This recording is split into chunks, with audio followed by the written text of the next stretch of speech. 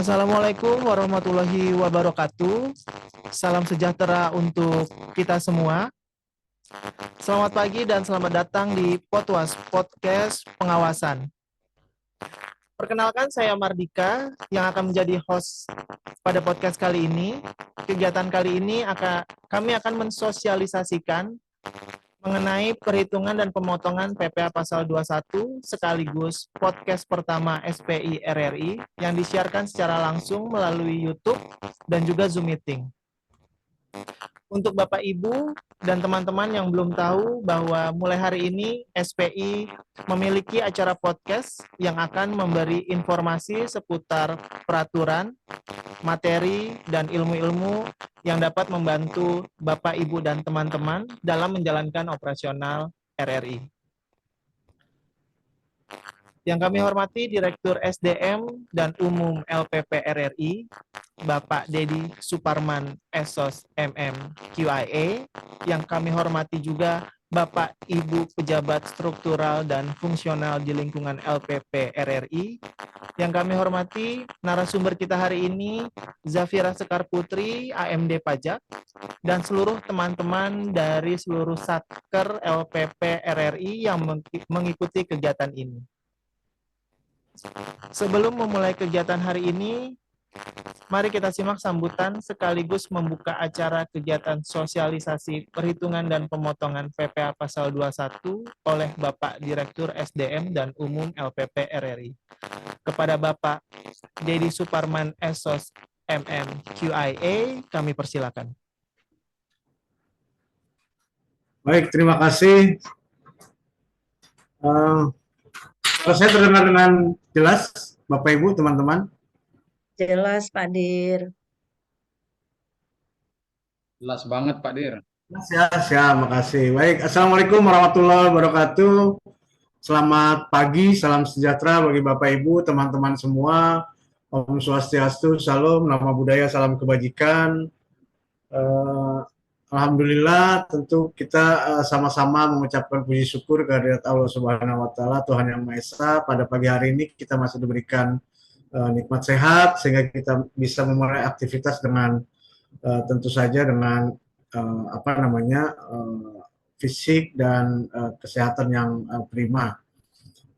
Yang terhormat Bapak Ibu para Kasatker yang hadir pada acara pada pagi hari ini secara virtual, juga teman-teman para pengelola keuangan khususnya yang menangani pajak khusus PPh 21 yang saya hormati dan saya banggakan.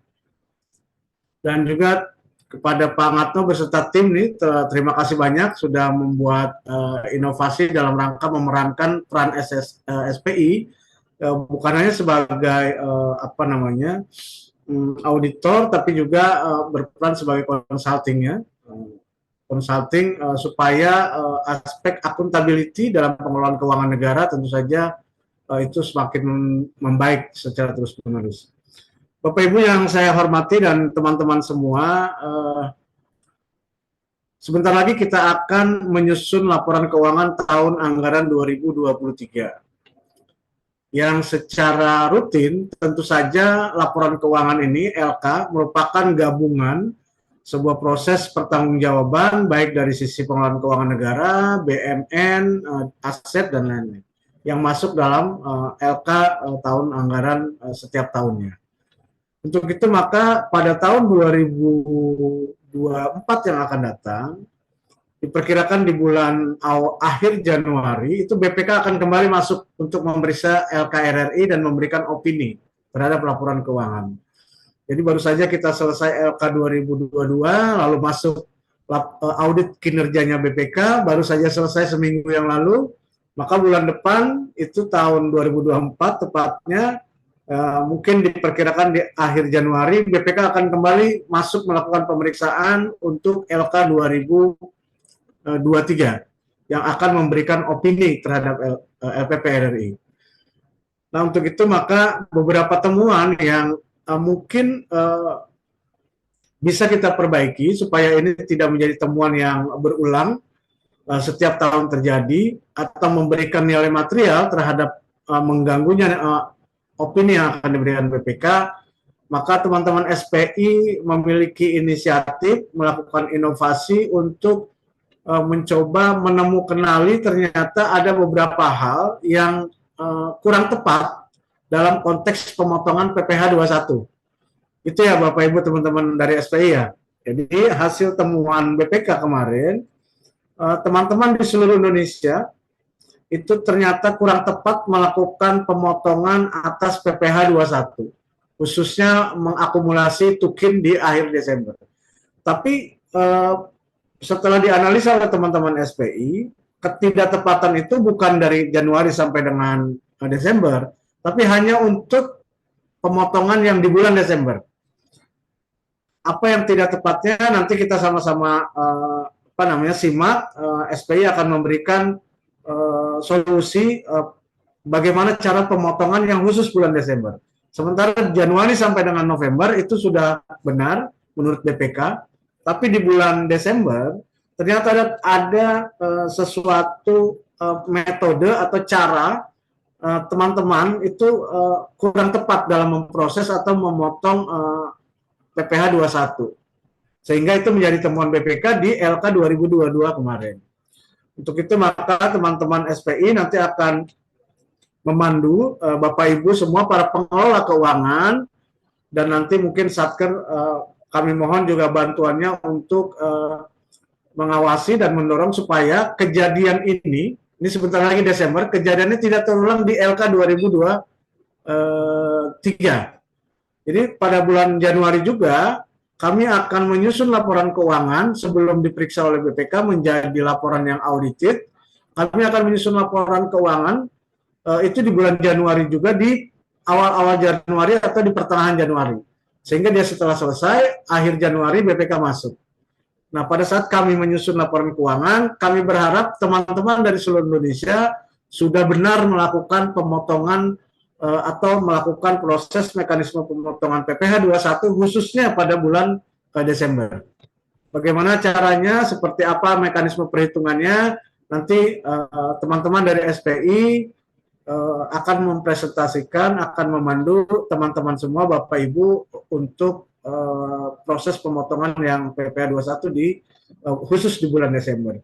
Mudah-mudahan pertemuan kita pada pagi hari ini itu memperoleh manfaat sehingga aspek akuntability terhadap berbagai pengelolaan keuangan negara itu semakin lama semakin membaik. Dan mungkin itu beberapa hal yang ingin saya sampaikan. Sekali lagi saya ucapkan terima kasih kepada Pak Ngapto dan tim dari SPI atas inisiatif dan inovasinya, juga Bapak Ibu semua dari seluruh Indonesia, Kasatker dan para pengelola keuangan. Niat baik kita adalah bagaimana upaya yang terus-menerus melakukan aspek akuntability terhadap pengelolaan keuangan negara untuk menjamin bahwa LPP RRI adalah baik dari sisi operasional, konten, core bisnisnya itu benar-benar menuju RRI yang terpercaya dan mendunia. Trust itu penting dan sektor akuntability keuangan juga menjadi bagian yang mendukung aspek trust daripada LPP RRI. Mungkin itu Bapak Ibu. Dengan mengucapkan Bismillahirrahmanirrahim, maka kegiatan sosialisasi penghitungan tukin PPh 21 di tahun anggaran 2023 ini dinyatakan dibuka. Mungkin itu, terima kasih sekali lagi kepada Bapak Ibu. Saya akhiri billahi bisabil haq. Wassalamualaikum warahmatullahi wabarakatuh.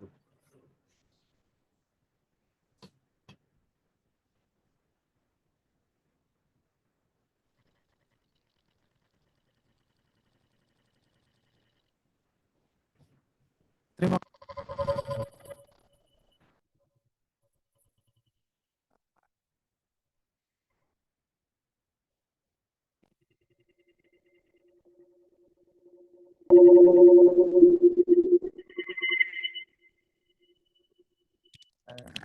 Zoom ini. Namun besar harapan kami agar dapat mengikuti kegiatan ini hingga akhir. Audionya kurang baik nih.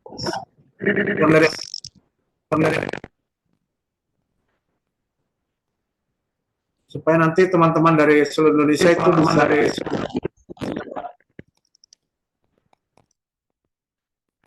kasih kepada Bapak Direktur SDM dan Umum yang sudah memberikan sambutan.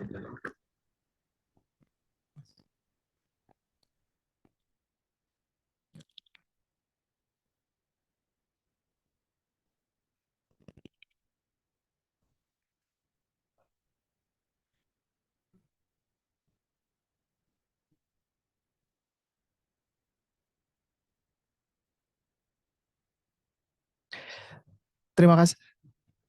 Terima kasih kepada Bapak Direktur SDM dan Umum, Bapak Dedi Suparman yang sudah memberikan sambutan.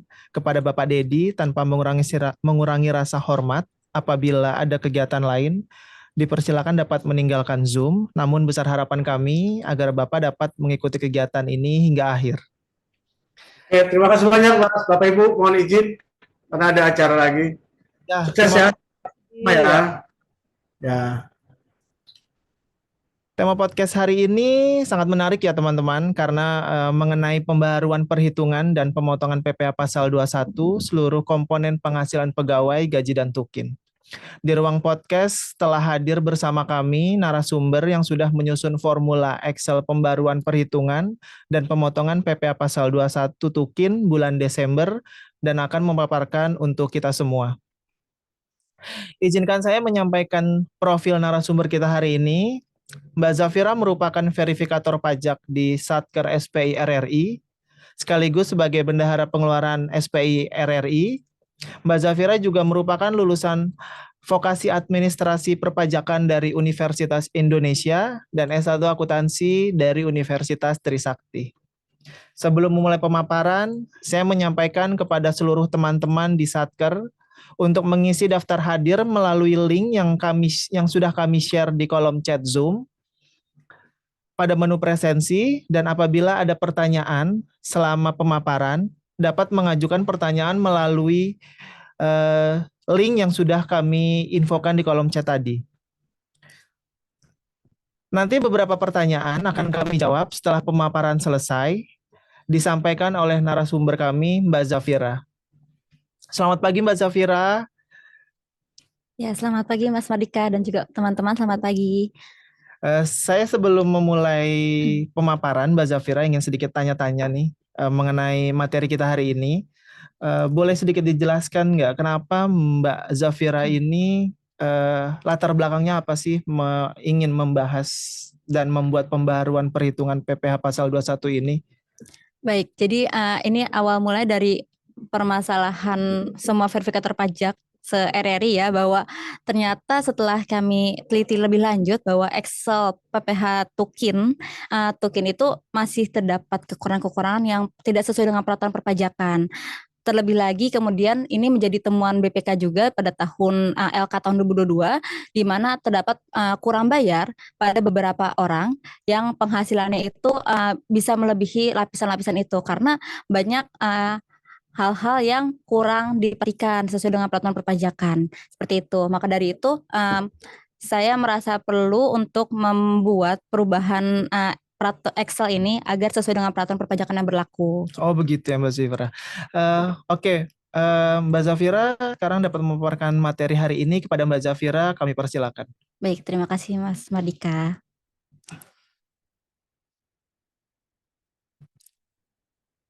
Baik, selamat pagi Bapak Ibu yang ada di Zoom.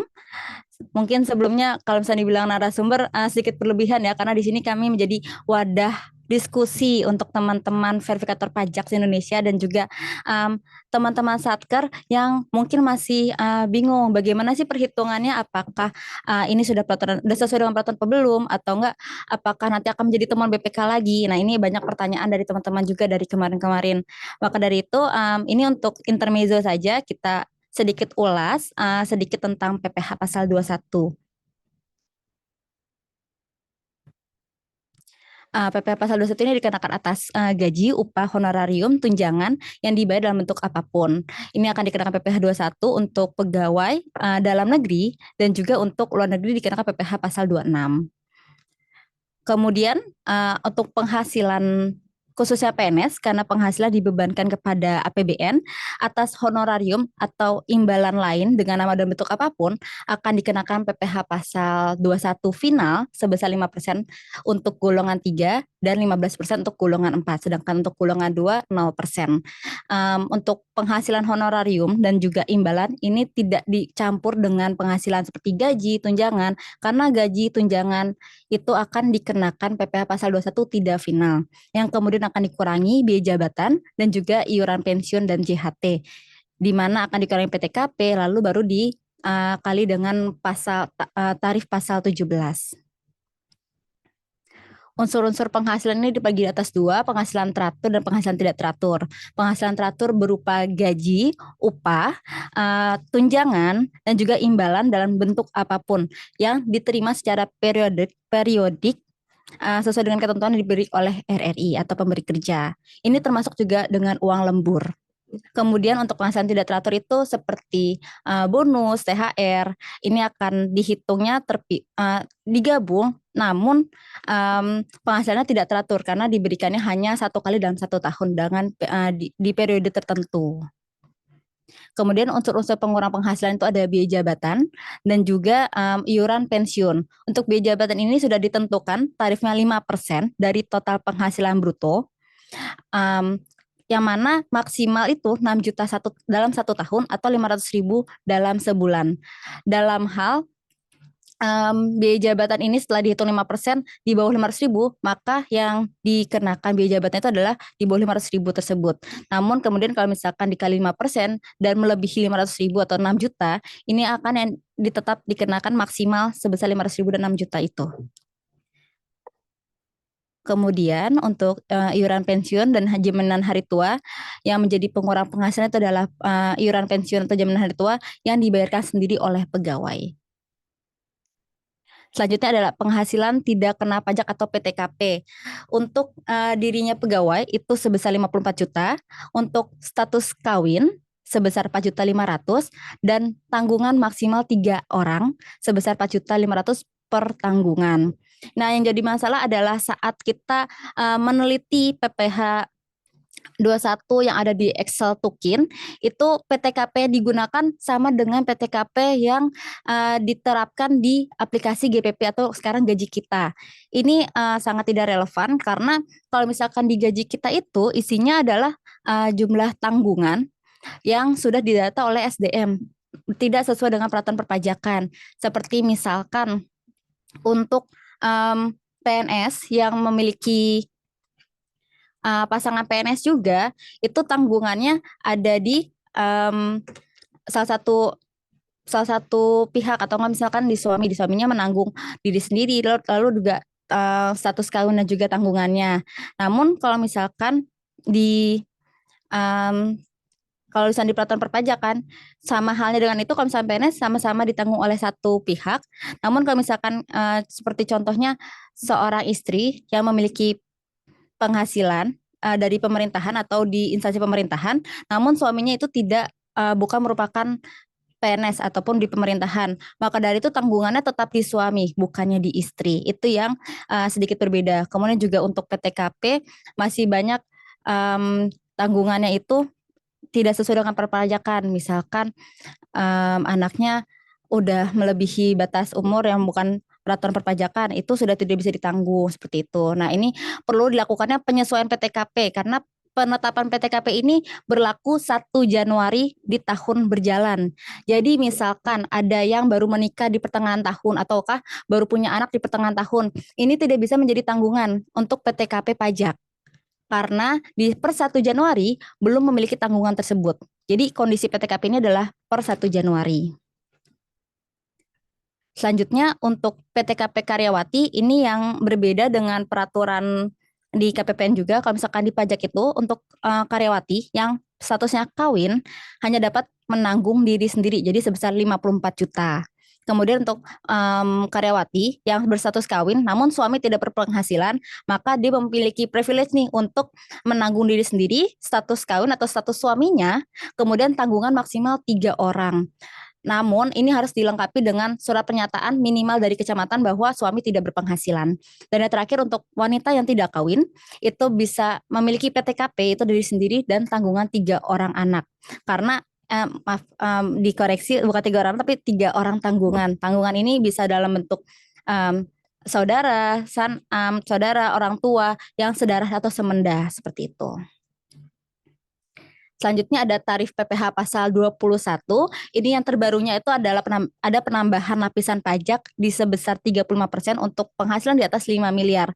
Yang disayangkan itu adalah pada saat pelaporan LK 2022, tarif pajak ini masih belum menyesuaikan dengan tarif yang terbaru di Undang-Undang HPP atau Undang-Undang Harmonisasi Peraturan Perpajakan, di mana lapisan pertama sebesar 5% itu yang awalnya sampai dengan 50 juta, kini menjadi sampai dengan 60 juta. Berarti ada selisih gap 10 juta yang mana seharusnya masih kena 5%, namun sudah dikenakan 15% pada tahun lalu. Padahal ini berlaku sudah dari 2021 gitu. Kita lanjutkan. Teknis penghitungan PPh 21 pegawai tetap. Ini strukturnya ada total penghasilan bruto sebulan yang berupa gaji, tunjangan, lembur, itu kemudian ditotal, dikurang dengan biaya yang diperkenankan sesuai peraturan, yaitu adalah biaya jabatan dan juga iuran pensiun dan JHT yang dibayarkan oleh pegawai. Kemudian atas total penghasilan tersebut dapat penghasilan neto sebulan yang dikali 12.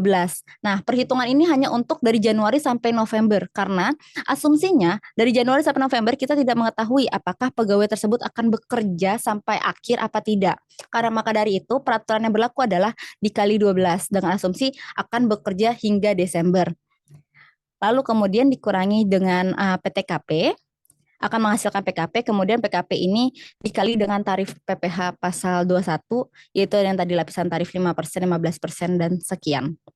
Dan kemudian untuk mengetahui PPh 21 terutang sebulan, atas penghasilan tersebut dibagi 12. Jadi karena tadi dikali 12, sekarang dibagi 12 untuk menghitung berapa per bulannya. Namun yang perlu diingat dan dicatatkan adalah penghasilan PPh 21 ini adalah masih perkiraan karena logikanya adalah pegawai dan juga pemberi bagian keuangan tidak mengetahui berapa penghasilan realnya yang akan diberikan pegawai pada sampai akhir Desember seperti itu.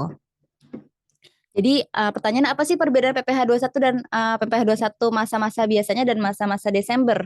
Ini perbedaan adalah kalau misalkan masa pajak kecuali masa pajak terakhir atau selain masa pajak Desember, perkiraan penghasilan neto yang akan diterima selama setahun itu jadi perkiraan maka dikali 12. Kemudian masa pajak terakhir itu adalah selisih antara PPh yang terutang atas seluruh penghasilan kena pajak selama 1 tahun dengan PPh yang telah dipotong masa sebelum-sebelumnya. Jadi saat Januari sampai November ini kan sudah dihitung perkiraan penghasilannya dalam 11 bulan, dalam 12 bulan. Kemudian PPh-nya juga masih perkiraan dan sudah dipotong tiap bulannya dari Januari sampai November sudah dipotong pajaknya. Ini istilahnya kayak kita mencicil nih pajak yang akan dibayar di akhir tahun.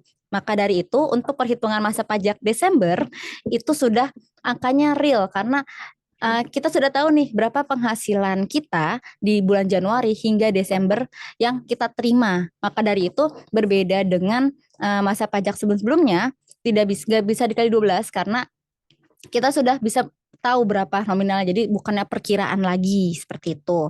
Dan juga untuk mengurangi pajak yang dibayar di Desember akan total setahun kemudian dikurangi dengan PPh yang sudah dicicil atau dibayar dari Januari sampai November.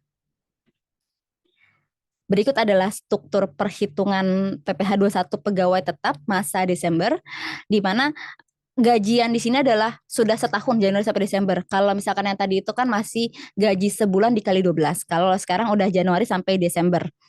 Begitu juga dengan biaya jabatan setahunnya, ini udah setahun langsung yang maksimal 6 juta, jadi udah tidak menghitung 500.000 lagi. Kemudian langsung dikurang PTKP karena itu sudah setahun. Lalu dikali tarif PPh 21. Setelah dapat PPh 21 dalam setahun, maka dikurang pajak yang sudah dibayar di Januari sampai November, maka ditemukanlah PPh 21 bulan Desember. Kemudian semua pegawai memiliki hak untuk mendapatkan bukti potong A2 untuk PNS dan juga A1 untuk non-PNS. Maka dari itu diharapkan verifikator pajak juga memenuhi ketentuan bukti pemotongan PPh pasal 21 sesuai dengan peraturan. Karena seperti yang kita tahu bahwa bulan-bulan tahun-tahun sebelumnya kita ini mendapatkan bukti potong A1 dan A2 ini dari aplikasi GPP yang tinggal diunduh. Namun yang kita lupa mungkin adalah saat di GPP itu hanya menginput gaji, belum termasuk tukin. Begitu juga dengan pertanyaan BPK saat itu saat lagi pemeriksaan LK 2022. Apakah bukti potong yang diterima ini sudah sesuai dengan penghasilan yang diterima oleh pegawai setiap setahunnya? Namun jawabannya kita belum sesuai karena kalau dihitung lagi seluruh penghasilan itu kan berasal dari gaji, tunjangan, terus upah, bonus THR, gaji ke-13 dan gaji ke-14. Itu yang belum mengakomodir nih. Jadi bukti potong yang ada di GPP ini belum mengakomodir semua penghasilan yang diterima. Maka dari itu pentingnya verifikator pajak atau teman-teman PPABP untuk membuat form bukti potong A1 dan A2 secara terpisah di djponline.pajak.go.id di Ibu Pot. Seperti itu. Oke, kemudian kita sudah mulai bisa beralih ke Excel token. Berikut adalah, maaf, apakah sudah? Belum ya? Belum. Boleh nanya nggak ya, Mbak ya? Maaf Bapak Ibu, untuk pertanyaannya boleh ditanya di ini, di kolom pertanyaan ya Mas Dika ya? Di Iya, yang link SID. kalau ada pertanyaan selama pemaparan dapat disampaikan melalui link yang sudah kami share melalui kolom chat Bapak Ibu. Nanti di situ ada menu tanya jawab, nanti bisa silahkan tanya di situ untuk sementara. Terima kasih. Baik, terima kasih Bapak Ibu. Kayaknya udah banyak pertanyaan nih. Nanti pertanyaan akan dibahas setelah pemaparan Excel tokennya karena ini kita udah mulai masuk ke token yang akan diterapkan di masa Desember. Mungkin jadi lebih ada bayangan juga karena kita kan lebih terbiasa melihat Excel ini ya bagi teman-teman PPABP yang membuat perhitungan token ini. Untuk Excel ini sebenarnya nggak jauh beda dengan yang telah kita biasa pakai selama dari bulan Januari. Namun perbedaannya hanya di bagian bulanan dan juga ada sheet tambahan di PPh 21 Janov. Jadi untuk sheet-sheet yang lainnya itu sama seperti yang biasanya, cuma ada tambahan sheet PPh 21 Januari sampai November. Di sheet ini berisi tentang data pegawai dan juga rekapan penghasilan bruto, lalu ada iuran pensiun dan uang iuran THT, dan juga PPh 21 terutang. Hal ini dikarenakan penghasilan ini kan tiap tahunnya berbeda ya, tiap bulannya berbeda ya. Jadi kita benar-benar mulai rekap nih penghasilan real yang diterima berapa per bulannya. Begitu juga dengan iuran pensiun yang dibayarkan tiap bulannya karena ada kemungkinan berbeda juga untuk iuran pensiun. Kemudian PPh 21 terutang ini adalah yang sudah dipotong tiap bulannya. Ini harus direkap dari Januari sampai bulan November termasuk dengan gaji ke-13 dan gaji ke-14. Sehingga total ini akan masuk terakumulasi di sheet bulanan.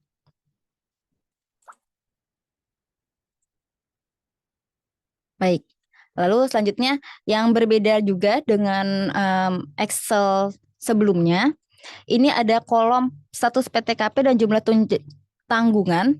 Ini harus diisi manual tiap per 1 Januari. Jadi seperti yang tadi dijelaskan bahwa misalkan PTKP-nya antara peraturan yang di pajak dengan yang sudah diterapkan di aplikasi GPP itu berbeda. Jadi perlunya penyesuaian untuk menginput PTKP. Seperti itu. Kayak misalkan untuk yang perempuan statusnya menikah tapi tidak bisa menanggung suami karena suaminya bekerja, di sini tetap harus diganti jadi TK 0. Jadi udah nggak bisa menanggung anak-anak dan juga suaminya karena beda peraturan perpajakan dan juga di GPP. Kemudian ini harus diisi di awal tahun aja karena status PTKP ini kan hanya berlaku di kondisi 1 Januari. gitu. Jadi tidak akan berubah di bulan-bulan berikutnya. Berbeda dengan halnya GPP yang tiap bulan apakah misalkan ada perubahan menikah, punya tanggungan, itu akan terupdate. Kalau di sini nggak bisa diupdate setiap bulannya, seperti itu. Kemudian untuk yang gaji tunjangan ini kan tarikan dari GPP, jadi tidak ada perubahan sama sekali. Perubahannya adalah di jumlah penghasilan bruto. Jadi ada tambahan kolom nih di beberapa tempat. Pertama ada jumlah penghasilan bruto. Ini berarti total dari tarikan GPP dengan token yang sudah dihitung. Lalu kemudian jadi ini jumlah penghasilan bruto Desember. Hanya Desember. Jadi di kolom 11 ini yang bulan Desember saja. Kemudian di sampingnya ada jumlah penghasilan bruto Januari hingga November. Ini angkanya berasal dari sheet yang sebelahnya, yang PPh 21 Janov. Kemudian di total antara penghasilan Desember dengan penghasilan Januari hingga November. Sehingga ditemukannya penghasilan 1 tahun. Jadi kolom 13 ini adalah penghasilan 1 tahun. Berikutnya untuk rumus biaya jabatan masih sama. Iuran pensiun juga sesuai dengan perhitungan iuran pensiun yang dilakukan oleh PPABP. Selanjutnya di sebelahnya ada tambahan kolom nomor 16, kolom 16. Bapak Ibu mohon izin kalau misalkan ada kurang jelas tayangannya bisa diinfokan, misalkan kurang di zoom atau kejauhan atau kekecilan gitu, boleh diinfokan aja. Aman ya Bapak Ibu ya?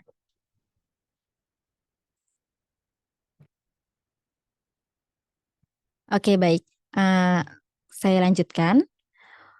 Selanjutnya adalah jumlah pengurang, itu adalah total biaya jabatan dan juga iuran pensiun atau JHT yang sudah dibayarkan dari Januari sampai November. Jadi ini sudah jumlah pengurang setelah 1 tahun. Kemudian untuk ada jumlah penghasilan neto, ini pengurang dari bruto dikurang dengan total biaya total pengurang. Kemudian ini untuk angkanya yang disetahunkan karena sudah setahun, jadi angkanya sama dengan yang di kolom 18 gitu. Jadi 18 sampai 20 ini sama. Yang berbeda ini PTKP-nya. Jadi karena PTKP-nya itu berubah, yang di sebelah tadi yang kita harus edit dalam 1 tahun doang di bulan Januari, ini PTKP-nya juga akan berubah, nggak seperti bulan sebelumnya. Jadi alasannya kenapa bisa kurang bayar dari bulan-bulan sebelumnya, itu adalah PTKP-nya yang berbeda. PTKP itu tidak akan berubah dalam 1 tahun. Maka dari itu apabila PTKP-nya berubah, ada kenaikan, kemudian ada misalkan ada dikurang, itu nanti akan mempengaruhi jumlah PKP atau penghasilan kena pajak yang akan dikenakan pajak. Maka dari itu tahun 2022 itu banyak sekali kekurangan bayar karena PTKP-nya tidak konsisten.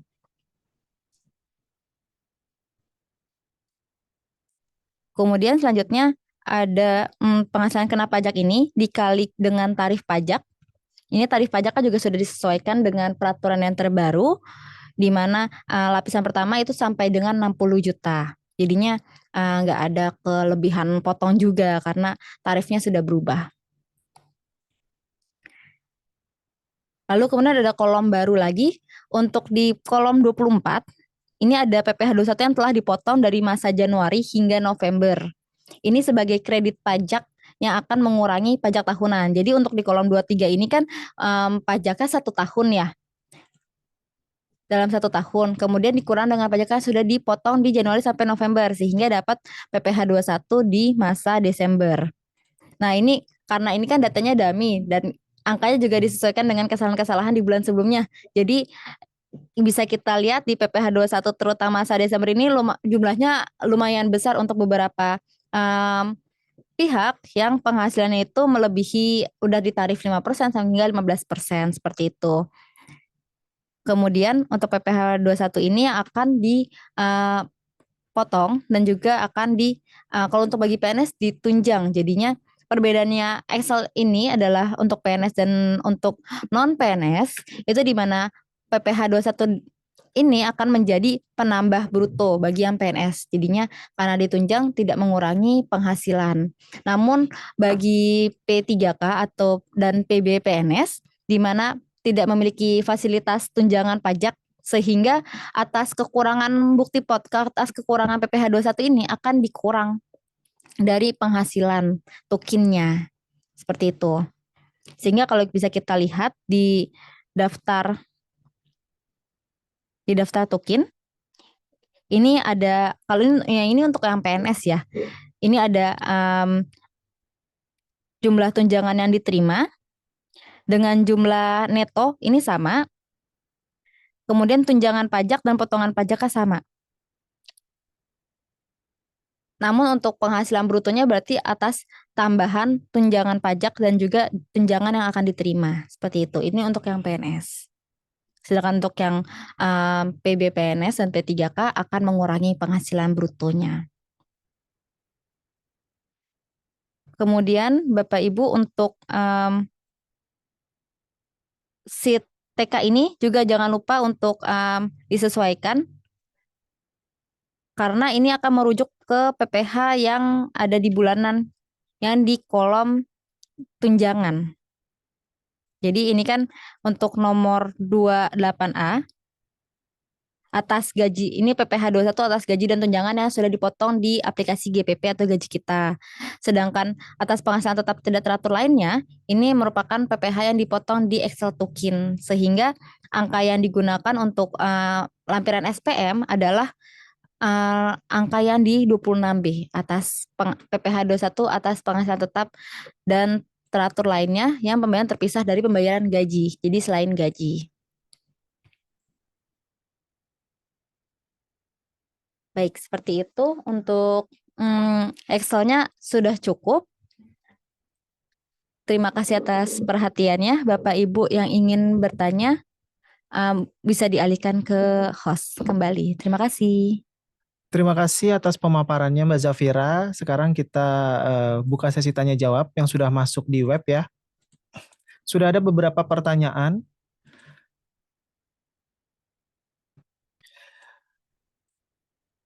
Salah satunya yaitu ada pertanyaan yang masuk mengenai apabila istri seorang PNS dan suami pegawai BUMN tapi di kantor suami tidak ada tunjangan istri, apakah tunjangan suami masuk ke gaji istri?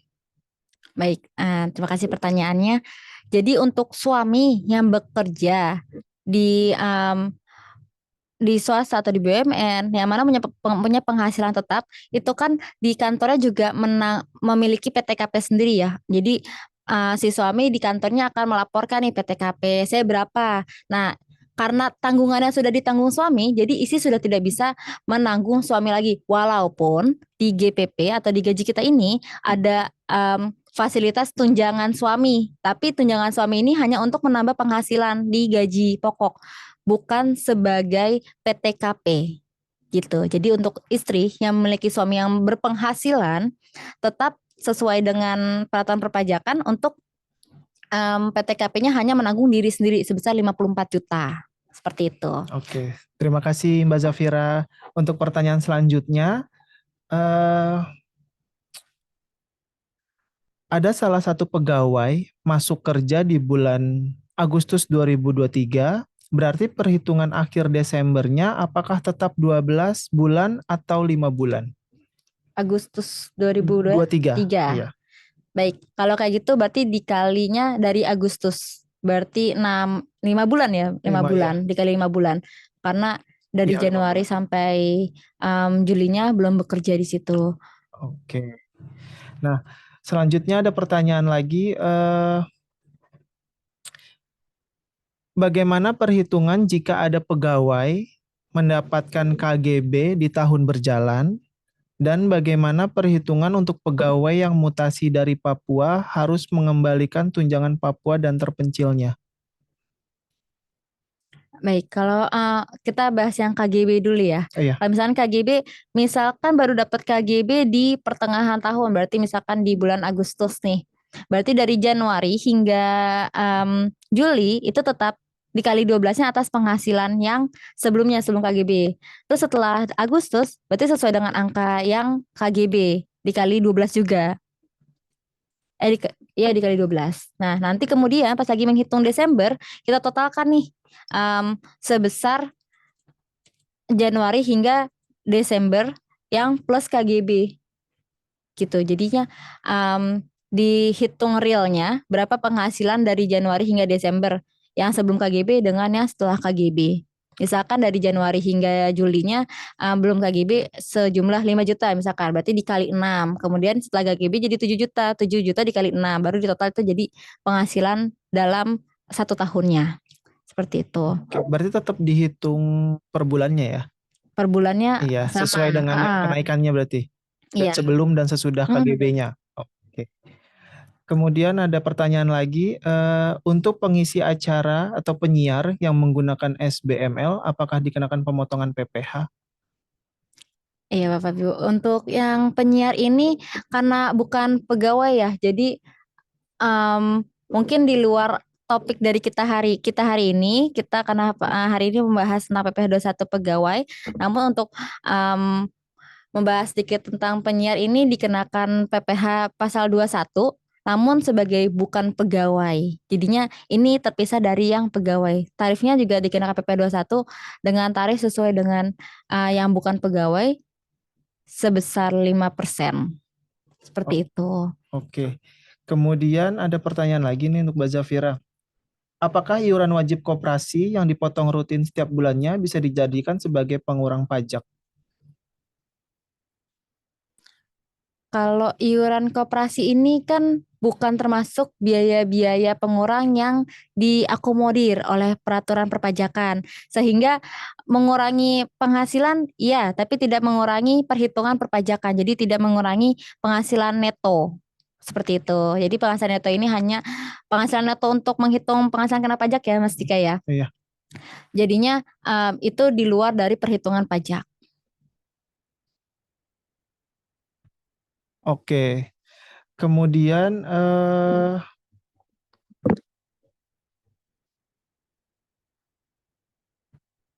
ada pertanyaan lagi mengenai sebentar. Banyak ya, sebentar. Antusias ya penontonnya. Pertanyaannya.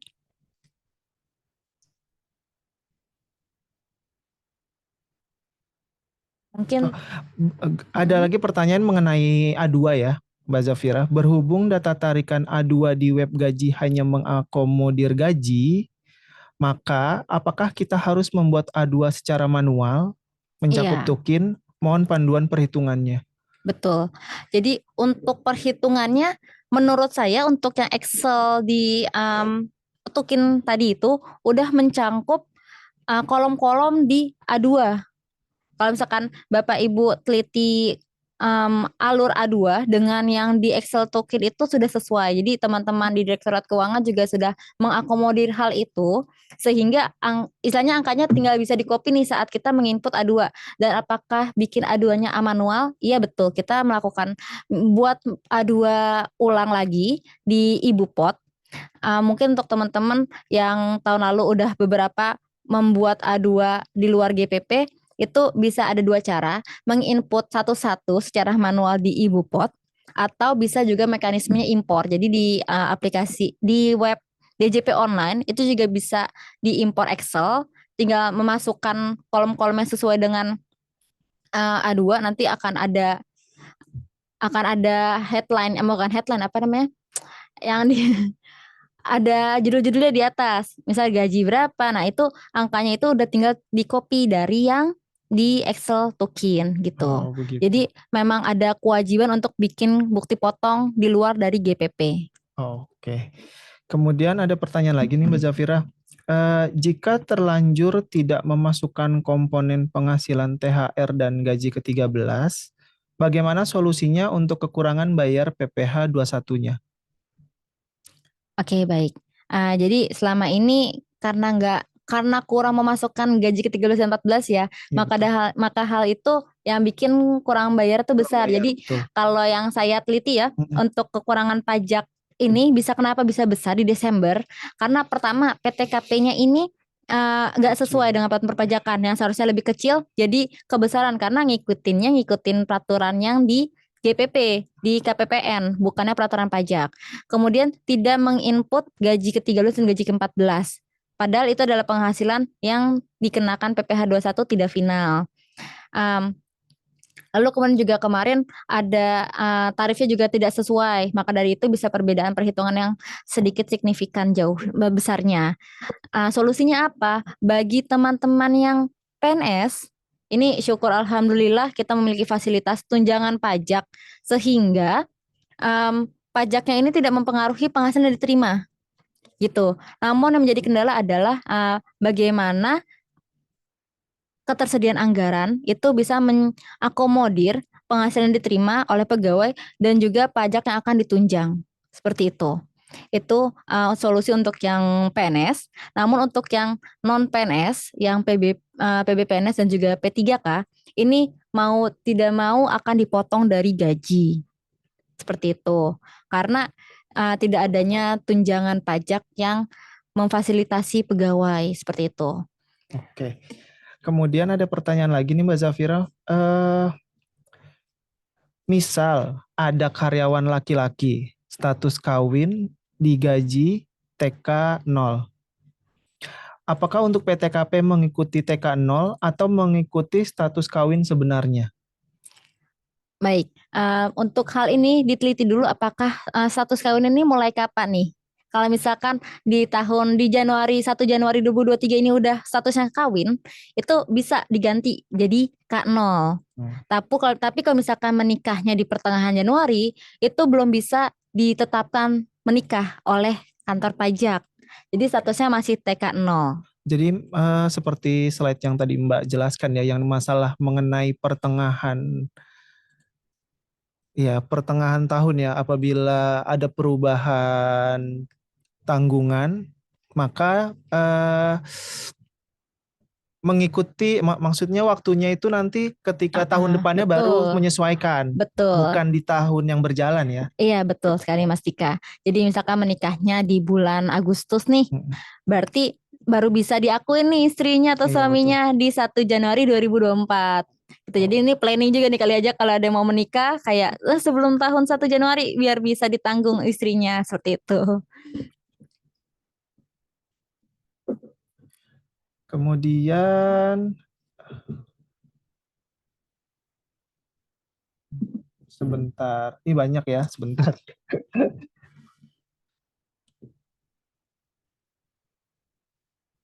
Oke, ada lagi pertanyaan, apabila seorang wanita TK 0 padahal suaminya bekerja, apakah harus dimintai surat keterangan?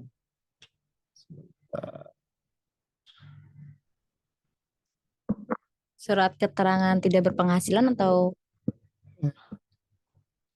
ya. Surat keterangan.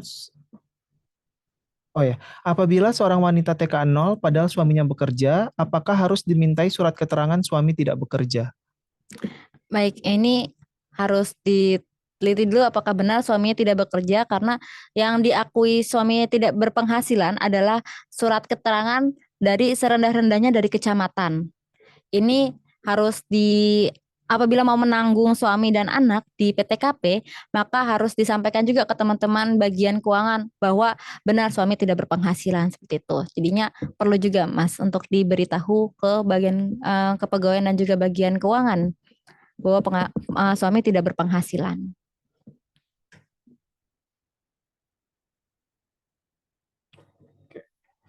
Kemudian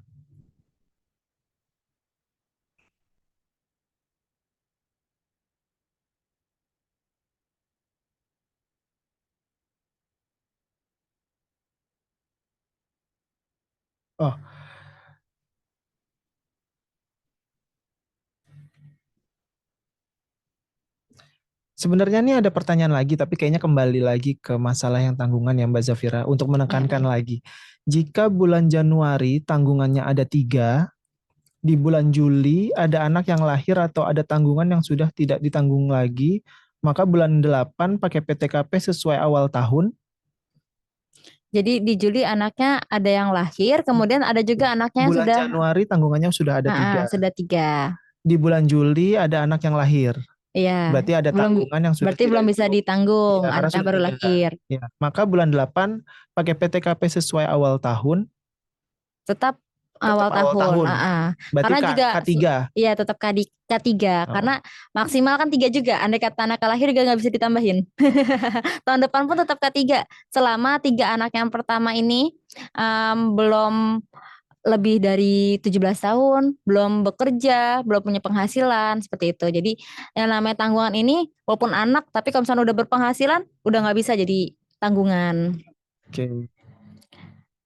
Bapak Ibu juga ya boleh info untuk kalau misalkan punya orang tua yang sudah tidak bekerja dan tidak berpenghasilan, itu juga bisa jadi tanggungan. Jadi tanggungan itu tidak hanya anak, tapi bisa juga orang tua. Jadi keluarga sedarah dan semenda. Oh gitu. Kali mau nambah-nambahin tanggungan buat ngurang-ngurangin pajak nggak masalah karena Betul. peraturannya begitu Oh, masih gitu. bisa gitu. Oke, ada pertanyaan lagi nih Mbak Zafira. Bagaimana jika di akhir tahun apabila lebih bayar, apakah boleh dikompensasi ke tahun berikutnya? Dan bagaimana jika kurang bayar? Perlakuannya pembayarannya. Perlakuannya pembayaran. Gimana? Untuk maaf boleh diulang Mas Dika? Bagaimana jika di akhir tahun Ya. apabila lebih bayar, apakah boleh dikompensasi ke tahun berikutnya? Itu lebih bayar. Nah, yang kedua, dan bagaimana jika kurang bayar? Perlakuan pembayarannya. Baik, kalau kurang bayar tadi mungkin sudah dibahas ya di pertama bahwa kalau misalkan kurang bayar untuk yang non PNS akan tetap dipotong dari gaji dari tukin. Namun untuk yang PNS akan masuk ke tunjangan pajak seperti itu. Dan bagaimana untuk yang lebih bayar, ya. lebih bayar ini sebenarnya bisa dikompensasi ke bulan berikutnya. Namun karena anggarannya beda kali ya Mas. Maksudnya kan untuk tahun berikutnya itu kan anggaran sudah baru ya. Jadinya akan lebih baik menggunakan anggaran yang sudah ada saja gitu.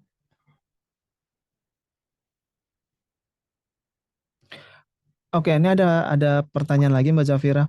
Mengenai TK tapi memiliki tanggungan. Seperti tadi kalau misalkan belum menikah tapi sudah Bisa. menanggung orang tua yang sudah tidak bekerja. Iya, betul. Persyaratannya apa saja yang harus dipenuhi? Baik, untuk orang tua ini persyaratan yang penting tidak berpenghasilan dan juga tidak bekerja, sudah tidak bekerja. Bagaimana kalau misalnya orang tuanya pensiunan PNS, itu kan masih dapat iuran pensiun tuh. Berarti nggak bisa ditanggung. Tapi kalau misalkan orang tuanya memang sudah tidak bekerja, tidak berpenghasilan, bisa ditanggung. Dengan persyaratan membuat surat pernyataan saja baiknya. Jadi andai kata nih pahit-pahitnya ya akan diperiksa BPK atau ditanya atau bahkan mungkin ditanya oleh kantor pajaknya pegawai ini gitu.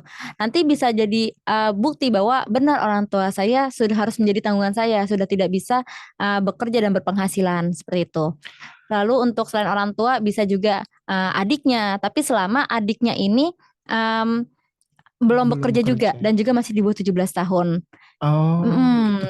Nah, untuk yang tadi mengenai apakah pakai surat keterangan juga yang menyatakan kalau orang tuanya sudah tidak bekerja itu secara apa namanya membuat surat pernyataan sendiri atau dari instansi yang atau mungkin dari kelurahan atau apa kalau memang dia tidak kalau untuk bekerja itu gitu. sih nggak ada peraturan khususnya ya Mas. Jadi saya rasa untuk surat pernyataan dari pegawainya sendiri juga sudah cukup sih. Oh begitu. Seperti itu. Berarti surat pernyataan mandiri berarti ya.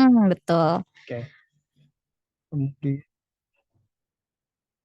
ini tambahan juga kalau misalkan ada saudara yang masih di bawah umur dan mungkin bukan saudara juga misalkan entah anak angkat, anak tiri atau enggak keluarga dari lain itu ada tapi tinggal serumah, itu juga boleh jadi tanggungan selama satu rumah atau satu atap dan juga masih di bawah umur. Itu bisa jadi tanggungan. Jadi kali aja ada yang mau nambahin PTKP bisa dicari. ada lagi pertanyaan, jika suami istri dua-duanya ASN dan gaji istri lebih tinggi, tanggungannya masuk di siapa? Bagaimana maaf bisa diulang? Jika suami istri dua-duanya ASN ya dan gaji istri lebih tinggi, tanggungannya masuk di siapa? Apakah di suami atau di istri? Kalau tapi penghasilannya lebih tinggi istri. Gitu. Istrinya kayak biar ngurangin pajaknya dua-duanya gitu ya, ASN lumayan. Kan mungkin istrinya karena penghasilan lebih tinggi, bisa ngurangin pajak nih. Ide bagus sih, tapi sayangnya untuk status kakak atau kepala keluarga ini ada di suami. gitu. Jadi tetap suami yang dikurangi PTKP. Istri tetap tidak bisa menanggung suami dan tanggungannya seperti itu. Jadi tetap TK 0 untuk istrinya. Walaupun mungkin pas lagi menghitung tunjangan anak dan juga tunjangan suami istri itu mungkin ada di istrinya, di suaminya nggak ditanggung, tapi tetap untuk peraturan pajaknya tetap ada di pihak suami. Oke, Mbak Zafira, ini ada pertanyaan mengenai mekanisme lembur ya. Lembur itu kan termasuk PPh final ya. Misal PPh final maksimal 6 juta tetap. PPh final maksimal 6 juta tetap ya, bukannya unsur bruto pajak tidak statis. Terus PPh lain luar gaji dari usaha sampingan gimana? Uh, untuk koreksi dulu, untuk lembur itu bukan termasuk PPh final, namun masuknya ke penghasilan penghasilan teratur. Jadi dia masuknya tidak final. Oh, tidak final. Seperti itu. Oke. Jadi mungkin nanti di Excel token itu ada uang lembur juga kayak. Nanti mungkin bisa dikonfirmasi ke teman-teman di kantor pusat di Direktorat Keuangan apakah uang lembur itu masuk ke dalam situ. Namun tidak final. Yang final itu hanya honorarium dan imbalan lainnya. Termasuk juga uang makan itu juga masuknya PPh final. Seperti itu. Kemudian ada pertanyaan satu lagi apa Mas? Yang PPh pertanyaan lain kedua. luar gaji dari usaha Oh sampingan iya, gimana? usaha sampingan. Kalau untuk usaha sampingan nih bukan menjadi tanggung jawab dari RRI untuk memotong pajak dari usaha sampingannya. Karena RRI kan bukan pemberi kerja, pemberi penghasilan atas usaha sampingannya. Jadi saran dari saya untuk penghasilan sampingannya itu, misalkan besar nih nanti pas lagi pelaporan SPT PPh orang pribadinya akan besar sekali. Itu ada baiknya mungkin dilakukan cicil PPh, bayar PPh. Jadinya bisa bayar menggunakan PPh tarif UMKM sebesar 0,5% tiap bulannya dibayar dari penghasilan bruto seperti itu. Atau misalkan penghasilannya di bawah 500 juta itu juga berarti belum bisa tidak kena pajak juga. Jadinya itu tidak terakomodir RRI, namun nanti saat Bapak Ibu melaporkan SPT PPh orang pribadi itu juga mencangkup atas penghasilan lainnya. Namun bisa digolongkan menjadi penghasilan final tarif UMKM sebesar 0,5% ataupun tidak kena PPh final karena di bawah penghasilan yang ditetapkan sebesar 500 juta. Jadi untuk peraturan terbaru untuk UMKM itu di penghasilan sampai dengan 500 juta masih tidak kena pajak. Untuk penghasilan dari 500 juta akan dikenakan tarif UMKM sebesar 0,5%. Seperti itu. Jadi terpisah ya Mas. Oke.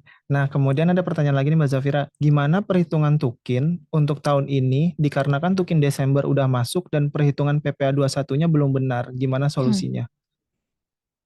Apabila perhitungan PPh 21-nya belum benar ya, solusinya seperti apa?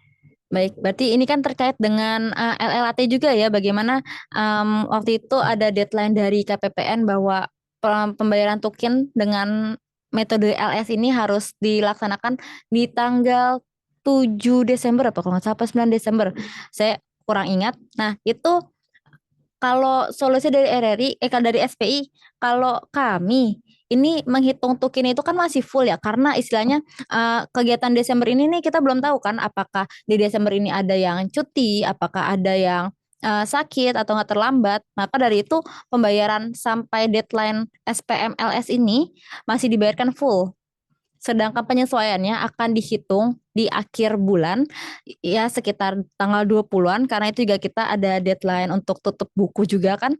Nah, itu baru bisa disesuaikan PPh 21-nya. Saran saya apabila teman-teman belum melakukan perhitungan tukin yang realnya, itu bisa disesuaikan di perhitungan realnya. Jadi nanti ada pengembalian belanja sebesar yang dikurangkan itu. Jadi kayak misalkan udah dibayar nih full kemarin dengan pajak yang salah juga seperti itu. Nanti kemudian dihitung ulang sesuai dengan absen pegawai itu baru bisa ketahuan nih realnya berapa. Setelah ketahuan realnya berapa, berarti kita bisa dihitung juga berapa kurang potongnya seperti itu.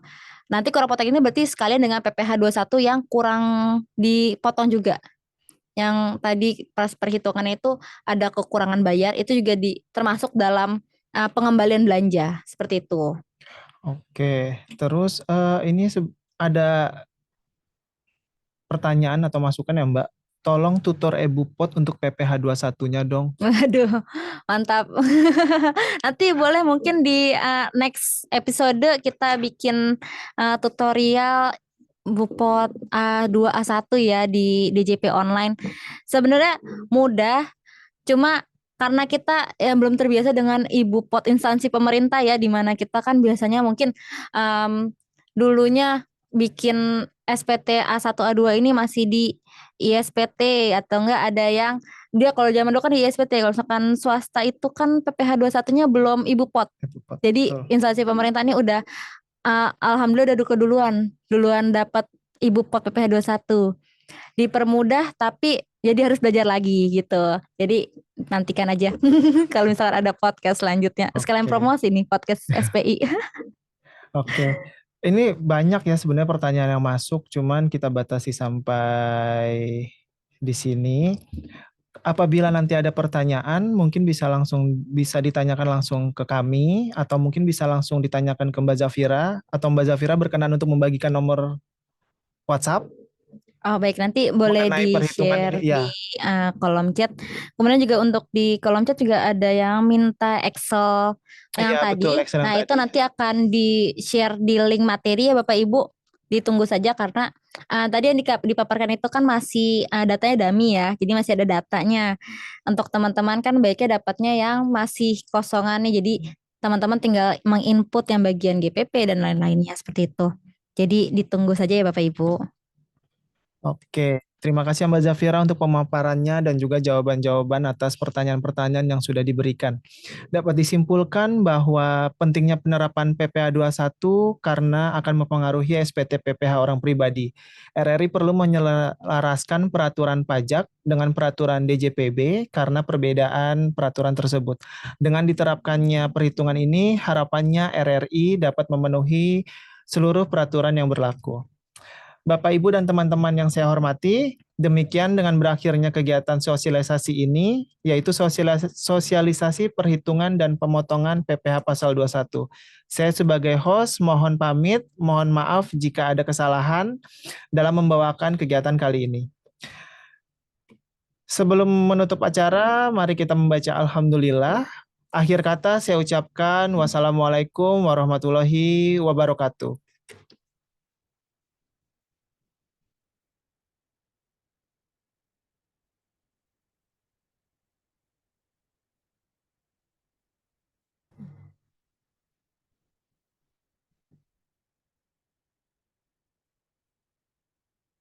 Udah belum sih?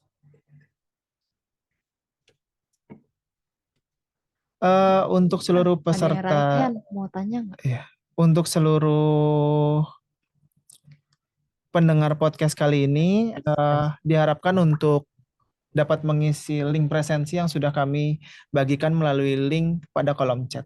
Terima kasih.